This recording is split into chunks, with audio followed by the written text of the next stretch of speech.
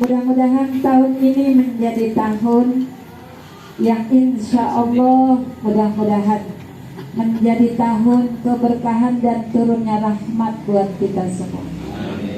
Ya Rabbal Alamin. Wabil khusus ya, yang amat saya cintai, yaitu kekasih saya, mantan pacar saya, Bapak Ustadz Ubaidillah, yang mudah-mudahan selalu Allah jadikan suami yang soleh. Insya Allah mudah-mudahan selalu diberikan berkah umur dan berkah ilmu. Ya Rabbal Alamin. Ya ayyuhan nasu taqullah. Wahai manusia, bertakwalah kepada Allah di syahril Muharram, pada bulan Muharram. Jadi kenapa di bulan Muharram ini kita disuruh banyakin istighfar?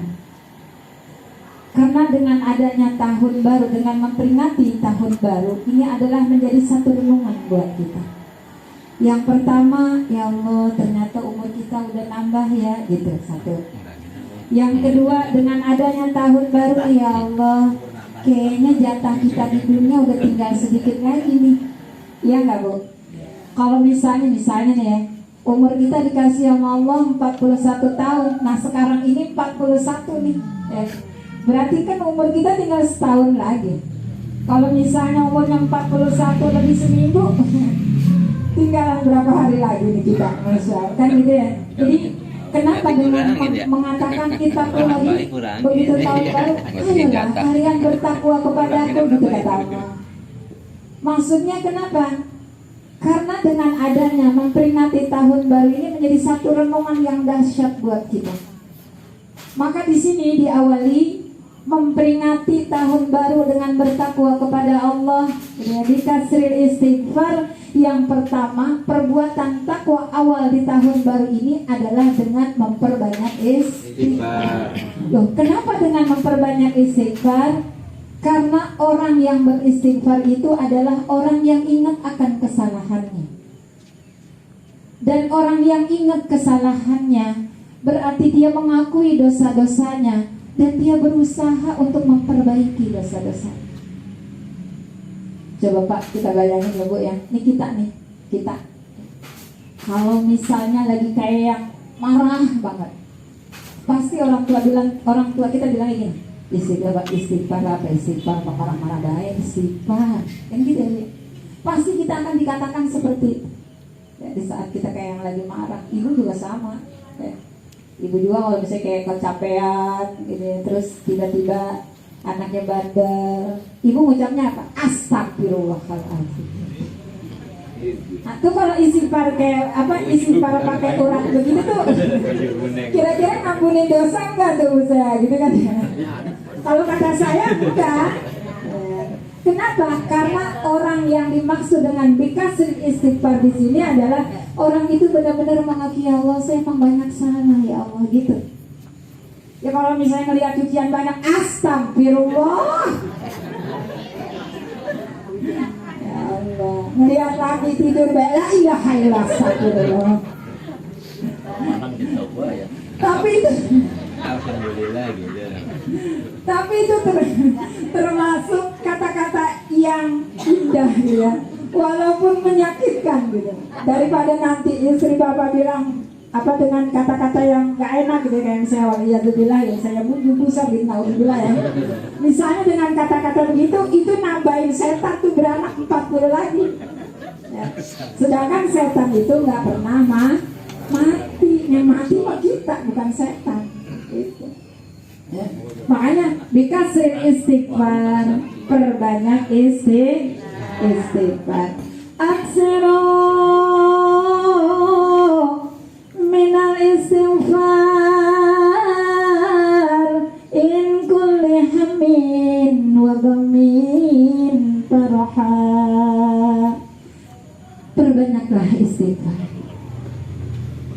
karena Allah akan menjadikan istighfarmu dalam setiap kebingunganmu, kesusahanmu, itu akan diganti oleh Allah dengan kebahagiaan. Jadi dengan hadis ini kayak kita tuh kayak yang mikir, yang artinya Allah seolah-olah Nabi seolah-olah bilang begini, wahai hambaku, perbanyaklah istighfar, karena istighfar itu adalah jalanmu untuk menuju kamu bahagia di dunia. Karena dengan istighfar akan menata hidupmu untuk lebih indah dan lebih baik. Dengan istighfar akan membuat jalanmu lebih indah menuju husnul khotimah. Dengan istighfar akan membukakan pintu surga untukmu. Ini kalau misalnya kayak kita nilai, ya Allah kok kayak ini masalah gak ada udah-udahnya, musibah dan sebagainya, kayak kerupukan di dalam rumah tangga kita. Bukan siapa yang salah, bukan siapa yang benar, tapi solusinya adalah yuk bareng-bareng kita istighfar. Kenapa? Sebab dengan istighfar itu kayak akan menyelesaikan masalah kita. Contohnya, kayak kita misalnya kena musibah, kena sakit, terus kita sadar kan, astagfirullahaladzim, ya Allah, ampunin dosa saya ya Allah. Mungkin saya hari ini kasih sakit karena kemarin waktu dikasih sehat saya males-malesan. Mungkin kemarin di waktu saya dikasih sehat saya banyak lupa sama Allah. Mungkin kemarin di waktu sehat, di waktu muda, bukan ibadah yang kita perbanyak, tapi kita kayak nyari dunia gitu. Kayak seolah-olah tuh gue kalau gak nyari nih, gue gak bakalan makan. Kalau gue gak usaha, wah bini anak gue makannya dari mana? Padahal berapa banyak orang yang ditinggalkan sama suaminya, tentunya sampai sekarang dia masih bisa makan, dia masih bisa hidup. Kenapa? Karena pintu rezekinya itu kita, tapi sang penentu rezekinya adalah Allah Subhanahu wa Ta'ala. Jadi Allah yang menentukan pintu-pintu rezeki. Jadi kalau misalnya ada suatu kayak kita nih punya usaha, tiba-tiba diambil gitu, kayak bangkrut gitu ya, apa misalnya nggak jalan, apa misalnya nggak berhasil, kita nggak perlu kayak yang ya Allah kok Allah tega banget sih ya Allah kok Allah, padahal gue udah berusaha, ya Allah udah macam-macam deh ya, kayak kita berburuk sangka gitu sama Allah. Padahal nggak gitu. Kenapa? Karena Allah tahu banget, tahu apa kebutuhan kita. Allah tahu, maha tahu. Pak Bu, ada orang yang doanya dikabulin sama Allah karena Allah gedeg sama hambanya. Bahaya juga nih.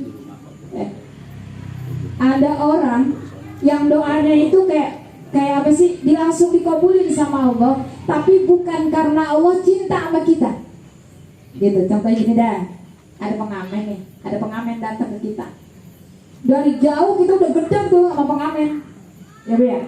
Dia baru ngangkat ngomong doang, baru mau ngomong begini, baru sekarang, baru ngomong kita langsung lari, udah bang, pergi bang, ini gua kasih. Begitu pula kita sama Allah. Ada Allah yang ketika hambanya lagi ngada, ya Allah kasih saya duit dong ya Allah saya pengen punya rumah, ya Allah saya pengen punya mobil. Itu belum mingkem mulutnya, Allah udah bilang begini sama malaikat Mikail, Mikail, udah deh kasih tuh hamba gue udah, kasih aja udah, langsung kasih aja. Gue udah gak mau dengar suaranya, gue udah gak suka ngelihat suaranya, udah gak suka dengar suaranya. Udah deh kasihin aja, gue udah gede banget ngelihat dia. Gue gak mau deh nama gue disebut oleh lisannya. Itu ada yang seperti itu. Jadi nggak semua. Jadi kita nggak perlu kayak yang begini. Gue heran ya. Perasaan gue dia ibadah ya orang rajin-rajin amat. Kalau gue pikir-pikir malah ya masih mendingan gue lah. Jumatan mah gue masih datang ke masjid. Ini dia Jumatan kagak apa kagak ya. Tapi kok kayaknya maksudnya kepengenannya, doanya, harapannya kayaknya cepet banget deh dikabulin sama Allah. Kita nggak perlu menilainya seperti itu, karena ada beberapa doa yang dikabulkan segera oleh Allah, tapi bukan karena Allah mencintainya, tapi karena memang Allah tidak suka namanya disebut oleh hamba. Yang kedua, ada orang yang berdoa, terus Allah begini, wahai Mikail, aku suka banget deh dengar suaranya. Aku suka banget di saat dia berdoa dan memohon kepadaku. kamu jangan kasih dulu ya, biar nanti aku yang ngasih. Karena aku ingin memberikan, mengabulkan doanya di saat aku mencintainya, dan aku pengen pemberianku ini disertai dengan rahmatku, sehingga dia bukan hanya bahagia di dunia, tapi dia juga bahagia di akhirat. Tuh, Pak. Kadang kita suka ngerasa kayak dikasih rezeki pas-pasan, tapi alhamdulillah dari yang sedikit ini kita bisa ngaji, dari yang sedikit ini kita bisa nyekolahin anak, dari yang sedikit ini alhamdulillah kita masih bisa bersedekah, masih bisa bagi sama saudara, masih bisa bagi sama orang tua. Itu rezeki yang Allah kepengen rezekinya dikasih di dunia, tapi akhirat pun kita akan bahagia. Ada doa yang Allah itu justru menahannya. Kata Allah, hai Mikail, jangan dikabulin dulu ya. Kalau bisa gak usah dikabulin deh di dunia. Doanya aku mau simpen di akhirat. Doanya ini aku pengen kabulin ntar di akhirat. Karena aku kepengen dia mendapatkan, aku kabulkan doanya. Karena aku kepengen ketika dia masuk ke negeri akhirat, dia menjadi orang yang paling bahagia. Kalau aku kasih di dunia, kebahagiaan dunia cuma sementara doang gitu. Jadi gak perlu kayak yang kita putus asa, gak perlu kita kayak yang bersuuzon sama Allah, kok Allah gak kabulin doa saya ya, apa emang mentang-mentang gue banyak dosa ya. Kalau kita berbicara mentang-mentang gue banyak dosa, dosa mah pasti, iya apa enggak? Dosa itu Masya Allah, dosa termasuk saya yang berbicara, Masya Allah banyak banget dosanya.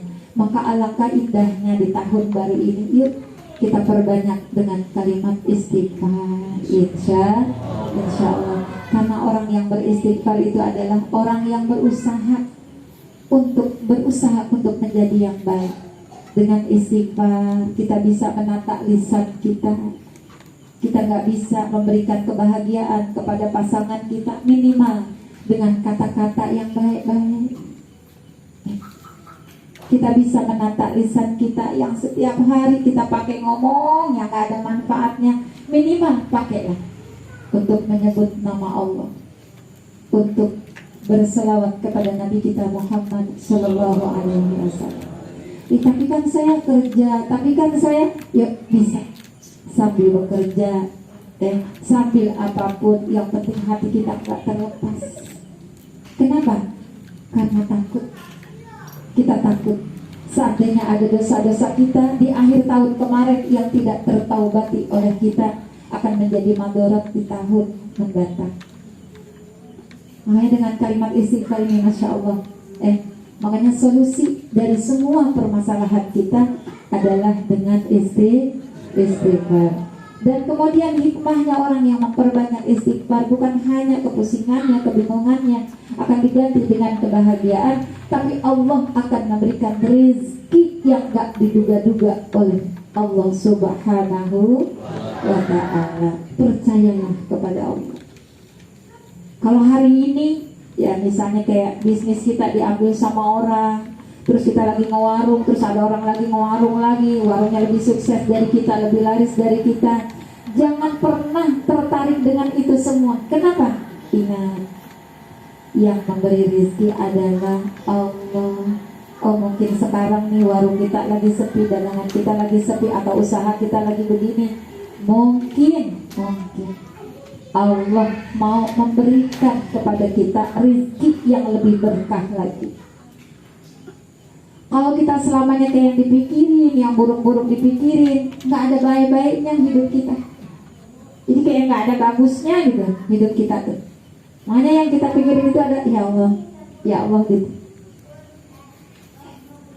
Pokoknya selalu berprasangka baik kepada Allah Subhanahu wa Ta'ala. Istighfar itu Masya Allah. Istighfar itu Masya Allah sangat luar biasa. Astaghfirullah Rabbal baraya. Astaghfirullah minal khataya.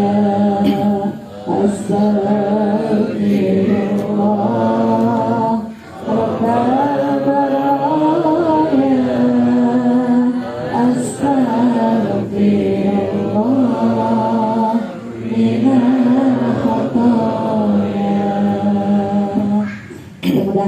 tahun ini dosa-dosa kita diampuni oleh Allah Subhanahu wa Ta'ala.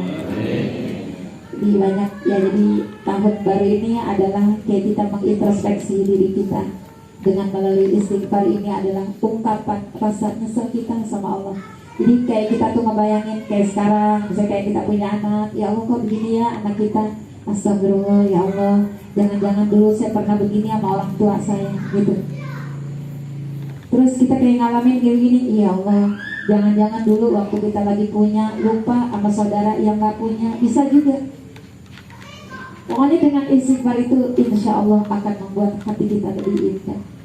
Bukan bagaimana caranya ngebenerin orang, gak gitu. Bagaimana caranya kita mengistighfarkan dosa-dosa kita, itu yang lebih baik. Karena kita gak boleh masih kayak nilai orang, gak boleh kayak nilai orang, wah ini orang kayaknya gini gak bakal bisa tuh, ini dia kayaknya bakal jadi ahli neraka. Gak bisa gitu. Belum tentu. Pokoknya istighfar itu adalah untuk diri kita sendiri, insya Allah. Kemudian yang kedua apa? Doa. Yang kedua ya, di tahun baru ini untuk menjadikan kita mendekati kepada takwa setelah istighfar adalah berdoa. Laisa akrama indallah ad-doa. Tidak ada perkara yang dimuliakan oleh Allah adalah doa. Jadi doa kita nih, doanya yang baik-baik ya. Doa kita yang baik-baik ya. Doanya yang cakep-cakep ya. Allahumma ya muhawwinal ahwal hawwil halana ila asanil ahwal bihaulika wa quwwatika ya azizu ya muta'al. Wahai Allah, Engkau yang mengubah keadaan hamba-hambamu, hawil halana, ubahlah keadaan hamba ila ahsanil ahwal, kepada perubahan yang lebih baik lagi. Kita minta sama Allah di awal tahun ini, ya Allah, hawil halana, ubahlah keadaan kami ila ahsanil ahwal, untuk menjadikan yang lebih baik lagi rumah tangga kita, biar menjadikan lebih baik lagi.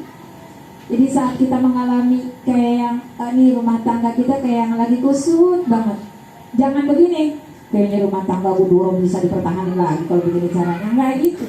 Doanya yang baik-baik. Ya Allah, semuanya nggak ada yang nggak mungkin bagimu. Walaupun pada dasarnya dengan kelemahan, kayaknya saya udah nyerah banget ini rumah tangga saya, tapi ya Allah, Engkau mengabulkan doa-doa hamba-hambamu. Ya Allah, perbaikilah rumah tangga saya. Begitu pula dengan anak-anak kita. Kalau ada orang bilang, kayaknya anak lu udah gak bakal bisa dibilangin sama orang, kan suka gitu ya Pak ya, gue ya. Kadang-kadang suka begitu kan, anak lu udah gak bakal bisa dibilangin sama orang, anak lu udah susah dah, udah gak bisa ini. Belum tentu, ada doa, la yuradu qadda illa bidu'a.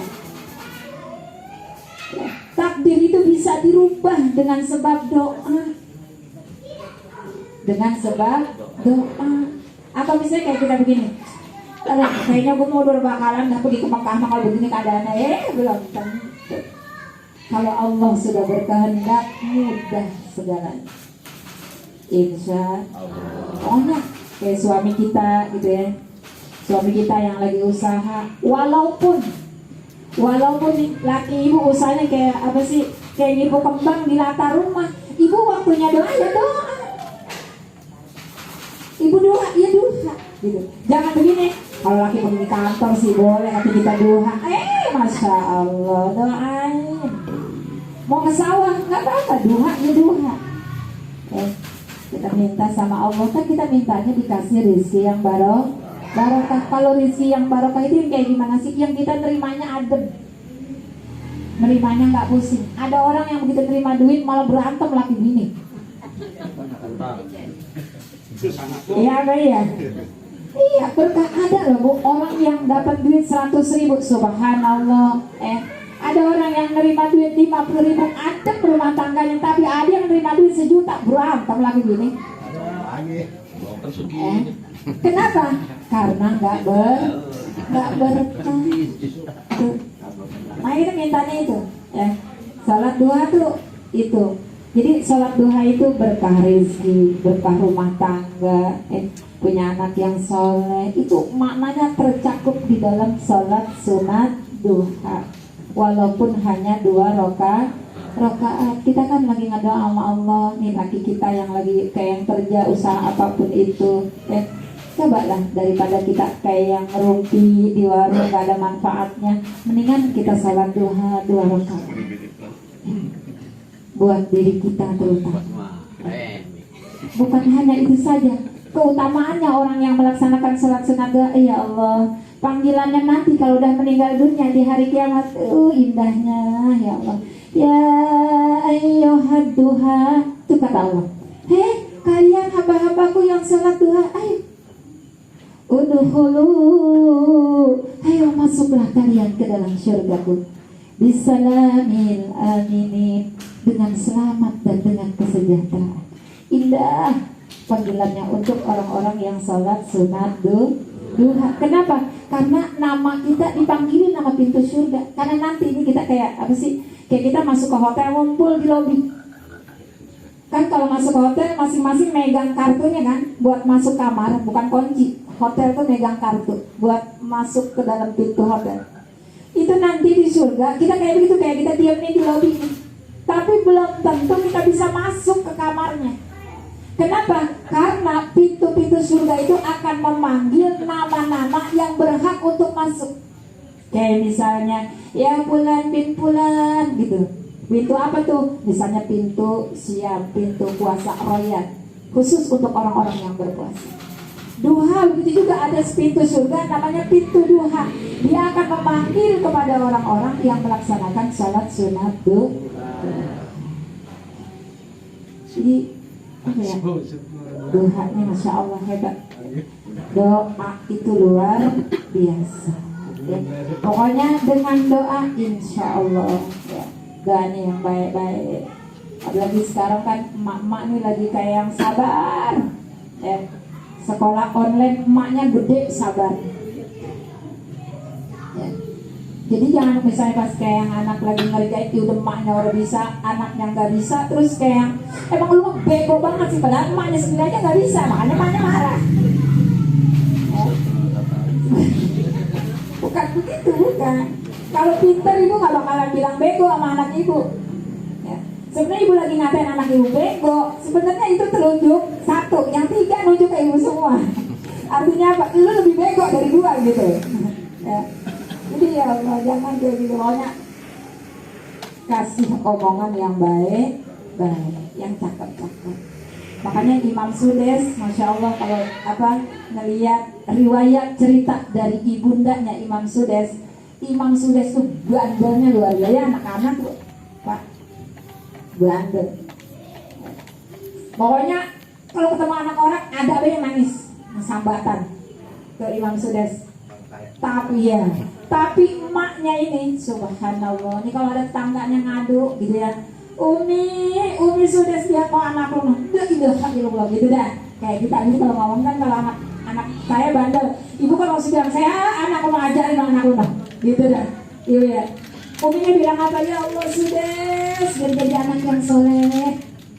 Ntar kalau misalnya kayak yang lagi di ini nih, dibopong sama mamanya sambil berkata, ya Allah imam Masjidil Haram, saya bilang kayak gini. Ternyata marahnya itu menjadi doa. Sekarang ibu punya anak, tiap hari didoain goblok, emang kurang ajar. Goblok tuh barusan tuh yang Masya Allah, kasihan banget. Jangan ya, takutnya ada waktu-waktu doa yang diaminkan oleh malaikat ya. Sampai ada itu kan cerita, itu yang kerja di rumah saya itu namanya Maonen tuh ya. Pernah kita saking kesalnya itu mana kan nangis mau itu, kalau nangis itu benar-benar nangis kayak panjang banget nangisnya, nggak bisa diapa-apain juga, nggak bisa digendong, nggak mau, itu nggak mau. Emaknya itu saking keselnya ngomong gini, lu kalau nangis lo kira-kira mau mati lu kalau begitu lu salah sama gua. Bu, itu emaknya minum juga belum, beneran itu bocah jalan kepleset langsung mati di tempat. Kalau udah begitu nggak namanya, wah nangis sudah, ampul-ampulan. Anak gue, ya Allah, anak saya hidupin lagi ya udah. Kata malaikat tadi bilang suruh mati, kan itu tangisin gitu. Pokoknya hati-hati sama ucapan kita ya, terutama emak nih emak ya. Terus kalau misalnya kayak suami kita nih lagi pergi ya, jangan pernah suuzon. Jangan. Kalau kita lagi ada yang perasaan suuzon sama suami kita, astagfirullah, astagfirullah, astagfirullah, itu yang dibaca sama kita. Seandainya dia melakukan apa yang kita sangkakan yang gak baik, itu akan dirubah oleh Allah. Yang tadinya niat laki kita ini nggak benar misalnya, jadi benar. Dengan sebab apa? Bersambung lisan kita dengan kalimat istighfar, doa-doa yang baik-baik. Insya Allah. Makanya kalau ya Allah, ini laki gue ya usaha sama orang hasil. Kita doanya bukan begini, emang punya dosa apa? Nggak begitu, enggak. Ya Allah, ampunin dosa suami saya. Kalau misalnya ada dosa suami saya yang menghalangi rezekinya, ampuni dosa-dosanya ya Allah gitu. Ini ucapannya yang baik-baik, insya Allah. Kemudian yang terakhir, masya Allah, yang terakhir di bulan Muharram ini kita disuruh banyakin sedekah. Ini besok udah bulan Muharram ya, kalau nggak salah hari Rabu besok sama hari Kamis itu disunahkan berpuasa di hari Asyura, Tasu'a dan Asyura ya, tanggal 9, tanggal 10 Muharram. Di 10 Muharram tersebut diperintahkan untuk bersedekah. Makanya kalau ada kayak panitia penyelenggara santunan anak yatim, cobalah ketika melaksanakan santunan anak yatim bertepatan dengan 10 Asyura. Kenapa? Karena dia punya nilai. Jadi kayak kita puasa sama dengan kayak kita puasa di bulan Ramadan. Kalau kita ibadah sholat fardu di bulan Ramadan, itu pahalanya seperti 70 kali sholat fardu. Nah, kalau di hari semua sedekah hari apapun bagus, tapi ketika kamu bersedekah di hari Asyura, kamu akan mempunyai nilai yang plus di sisi Tuhanmu. Man tasaddaqa yauma Asyura tasaddaqa sana. Siapa orang yang bersedekah di hari Asyura, maka seperti bersedekah setahun. Tuh, ya. Ini kita nih kayak keluarga besar, Bang Ridiyun. Ayo nih 10 Asyura kita ngadain apa nih? Mau bikin sembako. Yaudahlah, gue mau kirim berasnya, yaudah mie-nya itunya atau misalnya uangnya. Ayo kita serahin tuh nanti di hari 10 Asyura. Kalau bisa, ketika santunan anak yatim, kitanya yang datang ke rumah yatim. Karena bukan anak yatimnya yang butuh sama kita, tapi kita yang butuh dengan anak yatim. Karena anak yatim itu adalah pembuka pintu surga buat kita. Anak yatim itu adalah pembuka jalan kita menuju Nabi Muhammad SAW. Karena orang yang menyantuni anak yatim, mereka yang akan berdua dengan Nabi di dalam surga. Ya Allah, luar biasa indah. Makanya kalau bisa di hari Asyura dan di 10 hari Asyura ini hadisnya sahih. Kabar gembira buat mak-mak, buat istri-istri. Suami yang meluaskan belanja istrinya, maka Allah akan mencukupkan rezekinya dalam setahun itu. Wah, keren nih. Gak apa-apa. Gak cash transfer bisa. Apa-apa. Maksudnya gak harus dipinta. Kayak kita nih sama anak kita. Biasanya kan anak kita yang begini duluan. Mak minta duit apa mak gitu. Pas begitu 10 Muharram gak gitu. Kita duluan yang ngasih. Nah nih alhamdulillah ya lain deh gitu. Kita yang ngasih duluan. Biasanya ngasih 2.000, maksudnya goceng, niatin. Bapak juga sama Pak. Tanggal 10 Muharram biasa ngasih uang belanja 50.000, Muharram 100.000. Sudah nggak ada ikan perek. Ini iya kan keren kan. Mah ini mah apa sih Imah bakal beli ikan perek Tapi Muharram mah biar kerenan mah jangan pakai ikan perek. Mah dia apa bang? Ya diteriguin. Pakai jaket ya beda gitu ya misalnya. Bukan masalah apa sih kayak banyak atau sedikitnya, sebenarnya bukan itu ya. Sebenarnya adalah bagaimana hatimu untuk bisa membahagiakan keluargamu gitu. Insya Allah. Pokoknya ya itu aja. Cara kita di 10 Muharram membahagiakan pasangan kita masing-masing, ya ibunya, ya suaminya gitu. Jadi kedua-duanya sama-sama punya harapan ingin membahagiakan pasangannya tanpa melihat apa kekurangannya.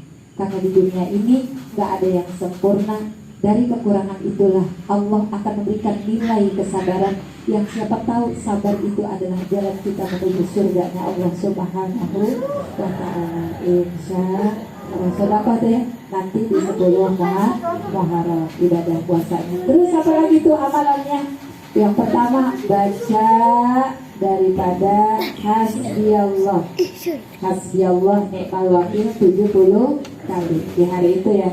Kali habis duha nggak apa-apa ya, atau habis subuh juga nggak apa-apa. Hasbiyallah 70 kali. Siapa yang membaca hasbiyallah 70 kali, maka apabila dia mati tahun itu, Allah akan memberikan daripada kematiannya dengan nilai mati syahid. Itu hasbiyallah ni'mal wakil. Kemudian yang kedua, membaca doa Asyura, dan hari itu diijabahnya daripada doa-doa para nabi-nabi yang dipilih sama Allah. Kayak Nabi Adam, terus kayak Nabi Nuh, yang ditenggelamkan di dalam ikan, yang dimakan sama ikan, keluarnya yaitu di hari Asyura. Terus Nabi Daud disembuhkan penyakitnya yaitu di hari Asyura. Nabi Musa diselamatkan dari Fir'aun yaitu di hari Asyura. Makanya orang-orang Yahudi pada puasa ya, 10 Asyura itu pada puasa. Makanya hebatnya orang-orang dulu gitu ya. Orang-orang dulu itu hebatnya begitu mendengar fadilah orang yang bersedekah di hari Asyura. Kan orang zaman dulu mah duit mah orang punya. Yang dia punya tanian kayak sawah, nah gitu ya. Makanya pas begitu hari Asyura, karena memang dia punyanya beras, dia bikinlah bubur merah sama putih. Bukannya sesajen, bukan. Kenapa? Karena dulu bubur merah sama bubur putih itu paling ngetren zaman dulu. Kalau zaman sekarang bapak bikin bubur merah sama bubur putih, aneh. Aneh buat sekarang.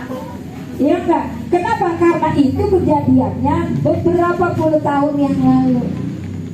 Itu kalau sekarang kan orang ya pada megang duit lah, ya. Kadang-kadang ya kayak sembako kan mie dinyabur segala macam gitu kan. Kalau orang dulu kadang punyanya itu, makanya ya Allah ya Rasulullah. Makanya jangan langsung kayak yang menjas musyrik tuh, nggak gitu, nggak. Kita harus melihat apa yang dilakukan orang dulu tuh. Kenapa dia bikin bubur merah, bubur putih? Karena orang zaman dulu mah nggak punya sembako kayak zaman sekarang. Ada minyak rencengan, ada mie instan. Zaman dulu mah nggak ada kan. Zaman dulu ya itu yang paling ngetren itu ya bubur. Itu paling ngetren banget dulu ya. Makanya jadi bersedekahnya seperti itu. Dan itu keutamaan daripada bulan Muharram. Hikmah dari kita beristighfar, dari kita berdoa, dari kita bersedekah, hikmahnya adalah menjadikan kita untuk lebih memperbaiki, mendapatkan tahun yang lebih baik, yang siapa tahu tahun ini adalah tahun kita kembali kepada Allah Subhanahu wa ta'ala. Dari ketiga ini adalah jalan kita untuk mendapatkan mati dalam keadaan husnul khotimah. Amin Allahumma ya rabbal alamin. Kita tuh kepengennya matinya yang keluarga kita sendiri begini ngomongnya. Ya Allah, sedih banget, orangnya baik banget, soleh banget gitu. Kayaknya gak sanggup banget ditinggalin sama dia. Berarti karena dia baik. Jangan sampai begitu kita meninggal dunia, justru keluarga kita begini ngomongnya. Ya bagaimana gue mendingan dia mati daripada dia hidup begitu. Ya Allah, na'udzubillah min dzalik ya. Kita Ya, kita kepengennya matinya dalam keadaan yang baik. Kita pengen mati husnul khotimah. Karena mati husnul khotimah itu menjumpakan diri kita kepada wajah indah Nabi Muhammad SAW. Mudah-mudahan tahun ini ya Allah Engkau jadikan tahun di mana Engkau menurunkan kebaikan-kebaikan kepada kita semua. Berkah iman kita semakin bertambah, ibadah kita juga insya Allah, terutama saya yang berbicara ya Allah, mudah-mudahan banyak rahmat Allah bisa nambah-nambahin ibadah yang ikhlas, yang kayaknya tuh kayak ya Allah udah nggak ngarepin apa-apa lagi. Hidup kita cuma sebentar doang, apalagi kalau udah 40 tahun, kaki kita yang kanan nih sebenarnya udah masuk ke lubang kubur. Tinggal sebelah lagi kaki kita akan menuju kubur. Gak ada kan? Makanya kalau udah 40 tahun udah banyak banget keluhannya. Banyak gak keluhannya? Banyak. Oh banyak. Kalau duduk dikit kaki mesemut mulu. Iya gak ya? Banyak. Ya Allah. Yang kalau kita baca Al-Quran 2 ayat udah pada remeng-remeng. 40 tahun tuh udah mulai, iya enggak? Makanya doanya juga udah mulai beda kalau 40 tahun mah. Ya biar kayak yang mengharap udah pikirannya udah itu. Insya Allah mudah-mudahan ya di sisa-sisa umur kita ini Allah kasih banyak keberkahan ya, menutupi kekurangan-kekurangan kita di masa yang lalu. Bukan menjadikan masa lalu itu menjadi cermin kita, tapi justru masa lalu kita yang nggak baik menjadikan kita lebih baik di masa yang akan datang. Oh kemarin udah ketinggalan duha, yuk sekarang mau umur kita 3 hari lagi kek, mau seminggu lagi kek, mau 2 hari lagi kek, yuk yang penting kita berusaha, yuk duha sekarang, gitu. Insya Allah. Kalau sholat malam alhamdulillah ya Pak, Bu, nggak pernah ditinggal. Sholat isya, sholat tahajud, mudah-mudahan amin ya Rabbal. Iya.